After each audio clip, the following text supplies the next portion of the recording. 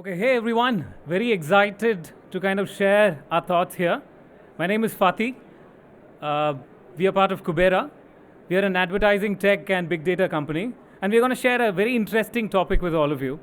I'm going to introduce someone who's really special, but my job here is to lay the ground for the topic. Why is the topic relevant? That's what I'm going to talk about, and then I'll introduce him to you. Okay, I'm going to start with some numbers. I just have 6 slides, quick numbers, for us to get a sense of why this is very important. We see contextual advertising continuously rising, and it's going to rise until the 2030s, which means budgets are going to come towards this. I'm sure you've heard of things like third-party cookies moving away, and so on and so forth, right? There are 2 primary things, I believe, which will drive contextual advertising. One, definitely the concerns related to privacy. Second thing, the deprecation of third-party cookies. These are 2 things, this from Statista, and this is something that we need to be aware of, why contextual is going to become very, very relevant today. Third thing, very important for all of us marketers, I'm going to talk about certain metrics, why contextual is going to drive our ROIs and certain other numbers. 89% of our marketers have increased their ROI because of contextual ads. We have applied some level of it in our products, Sir will explain in detail. Next thing, conversion rates, something that we continuously care about. Not just CPMs, but we want higher conversion rates as marketers. So contextual campaigns are actually driving a very large increase in conversions, right? That's an important thing that I believe is going to change. Next thing in terms of engagement, not just conversion, sometimes you need your posts to work better. You want your campaigns to run better, your creatives to be very good. In an age of dynamic creative optimization, you still want your creatives to kind of perform better, right? So this is where I believe contextual is going to come and make a lot of sense. Then the last point, definitely the CPMs, which is the brand awareness campaigns every one of us kind of drive. With that, I believe I've laid the basic groundwork for why this topic is relevant to every one of us here today. And with that, I would love to introduce Dr. Samartha Raghava Nagabhushanam. It's really my honor to introduce a visionary leader in ad tech, telecom, and big data. With a career spanning over 30 years and 17 countries, Dr. Samartha has led billion-dollar enterprises, pioneered 4G and 5G technologies. He holds 19 patents in telecom, ad tech, big data, and presently he is the co-founder and co-CEO of Kubera. And with it, he is redefining digital advertising with AI-driven, hyper-contextualized solutions. His impact, in fact, extends beyond ad tech, having led the development of over 250 phone models for global markets, revolutionizing mobile connectivity and user experience. Today brings the same spirit of innovation to advertising. And please join me in welcoming Dr. Samartha Raghava Nagabhushanam.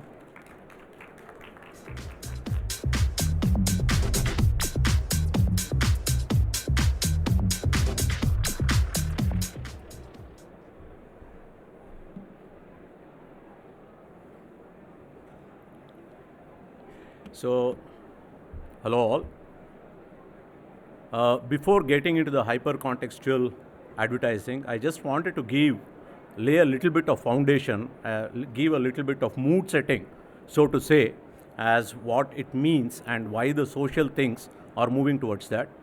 The very first thing is that I want to say how the social fabric is changing. Okay, the social fabric of India, social fabric across the globe is changing quite drastically. When we first started making phones, okay, I was one of the first one to do smartphones. When we were first making the phones, we were trying to look at what is the screen time, okay. So my first target, the screen time target was 45 minutes.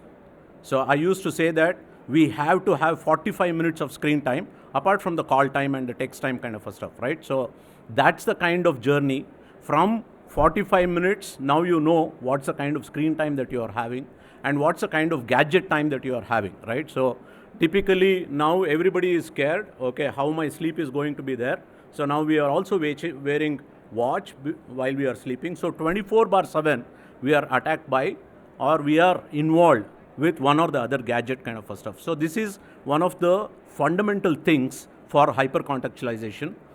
And during that particular time, at least during the 2000s, there was a struggle between the three pivots of three vertex of telecom, which is app company, the mobile company, and the operators. So all of us, all of them wanted to have a share of wallet from the consumer. So that is why there was a big revolution in terms of operator wanted more share of wallet, the app companies wanted more share of wallet, the device companies wanted more share of wallet. So finally, they struggled, and then the entire emergence of big data happened during that particular time. Apart from the Internet 2.0, okay, the biggest movement towards big data is in the telecoms struggle, the positive tension between the three vertices of telecom. But with all these things, the telecom is now going down, right? So 3.7% negative growth is what the telecom is moving. And who is leveraging and who is benefiting from this is the big data. Big data and ad tech is the real one which is benefiting from this. And apart from this, we also have to have this context of generational trends, like, so from silent generation to baby boomers, where we had a complete family, joint family kind of a concepts, to Gen X, which has moved towards a nuclear families, to millennials and Gen Zs and alphas, which have moved to more and more of individual, okay, right? So we are seeing a loose coupling in families. So between husband, wife, okay, between the kids, there is a very, very, very loose coupling, and it will continue because there is more screen time, there is more gadget time. More screen time, more gadget time, loose coupling. So that is how the entire world is moving towards. And even the entrepreneurial connect, actually in the businesses, what's happening is post-COVID, most of the employees are connecting to the organization and organization vision in a very loose manner, which is a more of an entrepreneurial connect rather than a job or an employee kind of a mode. That is what is another movement that is happening. So all these things, socially, we are moving towards a more of I, me, mine, okay, individual kind of a stuff.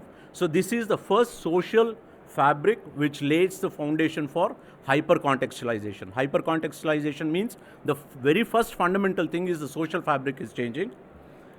The second thing that so the second thing that we are seeing is the industry's revolution, right? So industry has changed quite a bit.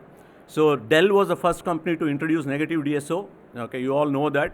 So while computers were getting a DSO of 45 days to 90 days kind of a stuff, Dell was the first one to introduce negative DSO. And from there, Toyota was the first one to catch up on just-in-time manufacturing.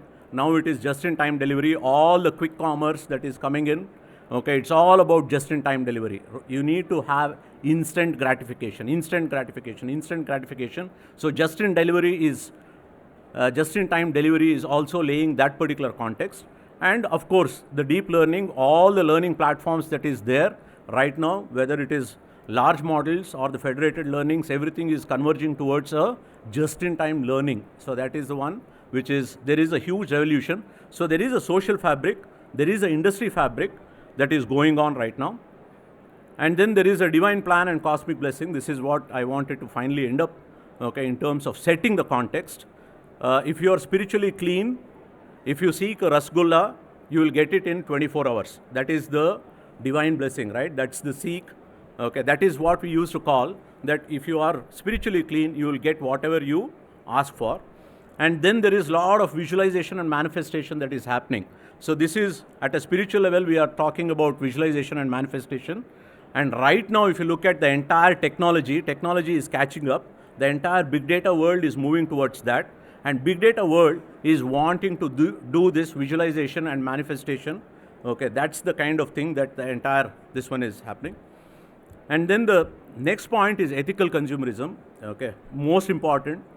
So right now what is happening, people are realizing, especially with the green revolution that is happening around, with the ESG focus that's happening around, we understand that gluttoning, okay, we need to move away from gluttoning, we need to move away from hoarding, and we need to not take every consumer into every possible world and keep on pushing products, but instead of which, we have to serve the need.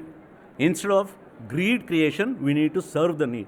So this is the most important spiritual context that we need to move and we need to have for the hyper-contextualization kind of a stuff. With this,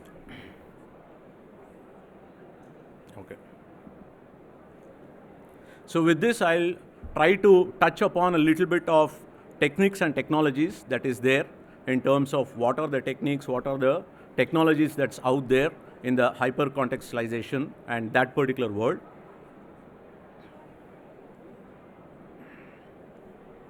Coordinating two, yeah. So this is a simple understanding of hyper-contextualization. Imagine walking into a coffee shop. Your phone instantly suggests a playlist based on your mood. It is understanding your mood and it is understanding your weather.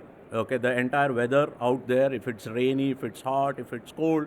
Okay, so that kind of a context. And then it is suggesting the song that you want to listen. That is really the classical example of hyper-contextualization. It's a very simple thing. Okay, so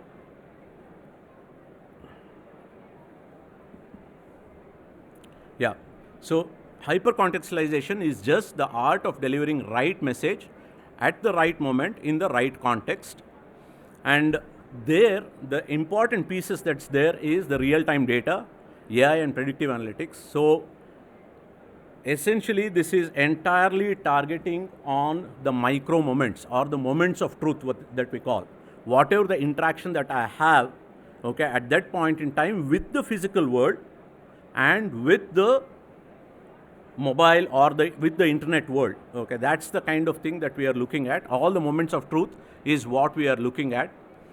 And here, the moments of truth is not just your moments of truth. Your moments of truth is what your mood, your interaction with the mobile, your interaction with, okay, the gadget that is there and all that kind of stuff, but also a lot of things in terms of the contextual data, right? What is the geo-context data? What is the current situation at that particular location kind of stuff. So that's the most important data that we have to have for the hyper-contextualization.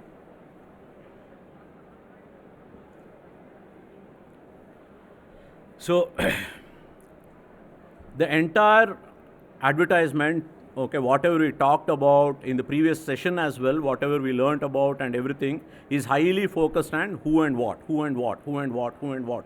So that is the entire movement at this point in time, and that is the current dynamics of the advertising world. But now we have to move towards where, when, how, why, and lot more moments of truth. The entire thing has to be lot more moments of truth based kind of a contextual, hyper-contextualization of the entire thing. So a very simple, okay, to put in a very simple example, you're in a park on a hot day, you just ran or you just walked or whatever you did, and then there is a fitness app which nudges you to hydrate. Okay, so there is one moment of truth which is coming out with your gadget, and then your smartwatch shows a discount. Okay, this is a clickbait. Okay, all you in the advertisement world, you know that you have to have clickbaits. Okay, so you will show a discount to a nearby juice bar, and then suddenly you get into the clickbait, and then you. So this is the level of hyper-contextualization, understanding the person is running, understanding the person is in a weather, understanding the geo data, and understanding the geostatic data, understanding the geodynamic data, and the moments of truth with the individual is what we are looking at. So technology drivers, so there are enough more and more technology drivers. I think most of you know. It's just a summarization of what are the kind of drivers that's out there for this hyper-contextualization. One is, of course, AI and machine learning, okay, and a lot of multi-point correlations that is out there, especially the multi-point correlations, not just about at a very broad level, but at an individual level. So that is the individual deep learning that is happening on a continuous basis, the individual deep learning that's happening. That's what we are looking at. And big data and predictive analytics. So there are some common trends that's out there. That's also into this one. And most importantly, the edge computing, which is really you need a lot more power, okay, computing power, lot more contextual power at the last mile and at the gadget level. So that's the edge computing that we are talking about. IoT and wearables. Okay, IoT and wearables. This is another piece that we are looking at. You all know the kind of it's the wearables. I think every one of you will be having at least one or the two wearables at this point in time. or else within 5 years, almost everybody will have two wearables. Okay, one screen, two wearables, or three screens, two wearables. That's the kind of world that we are moving into. And apart from that, the IoT context that is out there, which is continuously tracking. So when you move into this particular floor, you know how many IoT devices are out there. Okay, looking at the footfalls to how many people moved in from one zone to another zone, the beams that is out here and all that kind of stuff. There are enough and more. NLP and sentiment analysis, privacy preserving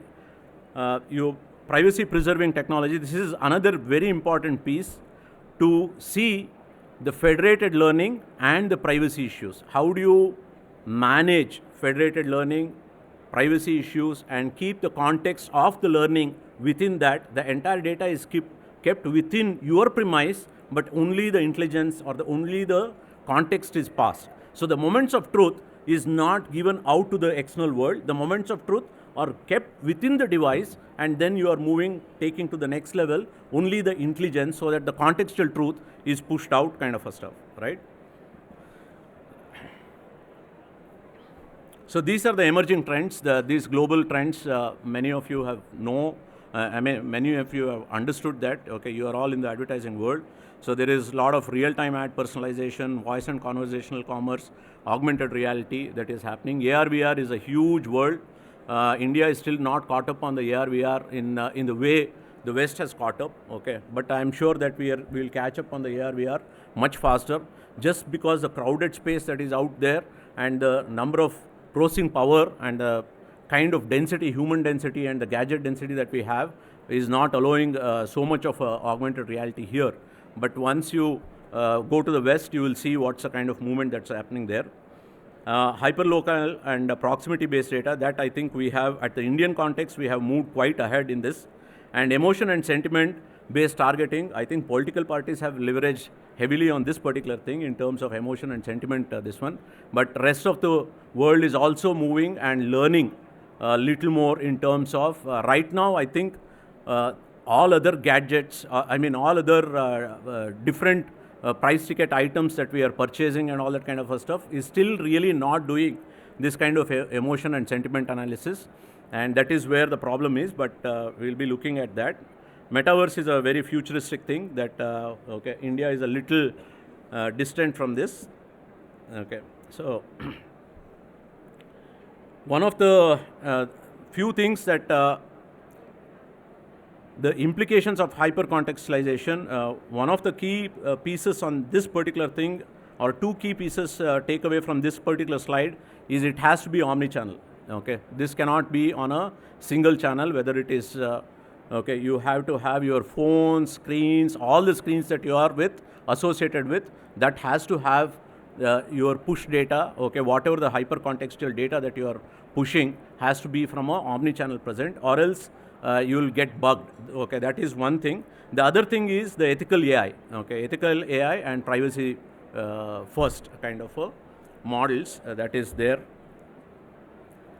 So this is what, okay, in Kubera, we are trying to become the first hyper-contextualized company, okay, and we are moving towards getting more and more and more and more and more moments of truth. Okay, we own a lot of apps. Okay, we have invested in apps. So Kubera, apart from the DMP, DSP, AdX, all the pieces that we are doing, we also have invested heavily on the apps. And in the apps, we are trying to get this particular thing, hyper-contextualized learning. So that there is a federated learning, the privacy is kept intact, and there is no privacy dilution in that, but the intelligence is coming out so that there are more moments of truth of the individual that we are all learning. Okay, so that's what we are looking at. Oops, sorry. Yeah. So one question is, how much real time is real time? Okay, when you really look at the moments of truth, how much of moments of truth can I capture? I am speaking here, how much moments of truth are mine here at this point in time with this particular thing. Okay, what are the moments of truth that each and everyone is facing at this point in time? So that is something, and how much of real-time capturing is happening with your screens and with your gadgets and with the IoT devices that's all around, and with the Wi-Fi connects, all the networks that you are latched onto, how much of real-time learning is happening. So that's something which we need to look at, and that is where the most of the challenges are in terms of hyper-contextualization. How much of hyper-contextualization that you can go is something that we are looking at. But what we can compensate, though we don't have so much of real time, okay, as in real time, we also have a lot of geo data, right? The geostatic data, the geodynamic data. So we are looking at geostatic data and geodynamic data. These data will give a little more contextualization. So that's the that's a hyper contextualization that we are talking about. And we have in our platform, what we have tried to build in is not just the interactions of the individual, but also we are trying to build in the geostatic and geodynamic pieces so that the hyper contextualization keeps happening on a continuous and sustained mode, and all our innovations are towards that particular point. Okay, finally,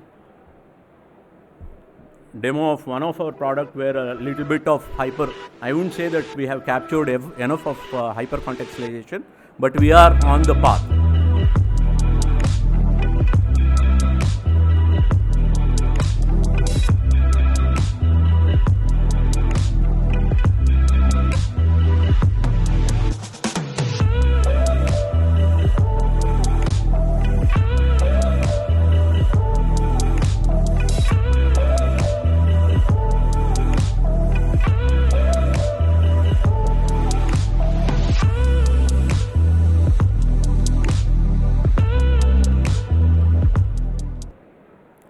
So this is what we are doing. Apart from regular audience, we are taking, okay, of course there is a lot more learning that is happening with other pieces, okay, so that we can increase our performance. But apart from that, we are getting into the hyper contextualization. We want to be the first one here to get into that, okay. So that's about it. Thank you. Did we do on the time?